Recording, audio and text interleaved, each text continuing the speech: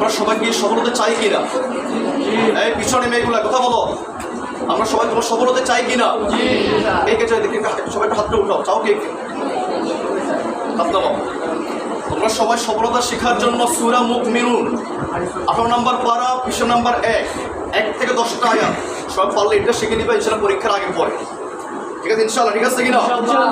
আর সফলতা বলতে তোমরা কি বুঝছো?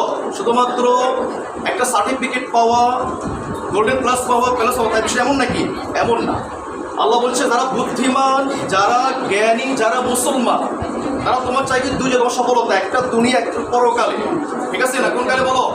ইহকাল, পরকাল। সূরা বাকারা আয়াত নাম্বার 266 নম্বর আয়াত আল্লাহ বলে রব্বানা আতিনা ফিদ দুনিয়া হাসানা। সবাই বলো আমার সাথে একটু, রব্বানা আতিনা ফিদ দুনিয়া হাসানা ওয়া ফিল আখিরাতি হাসানা ওয়া কিনা আযাবান।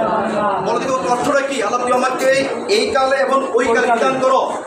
সফলতা তোমার কি? অর্থনৈতিক সফলতা, জ্ঞানের সফলতা, হ্যাঁ, সামাজিক সফলতা, সম্মান তোমার কি সফলতা? তার মানে আমরা সবাই তোমার কি চাই? অর্থনৈতিক সফলতা চাই, জ্ঞানের সফলতা চাই, এবং তোমার সমাজ তোমার কি মান সম্মানের সফলতা চাই।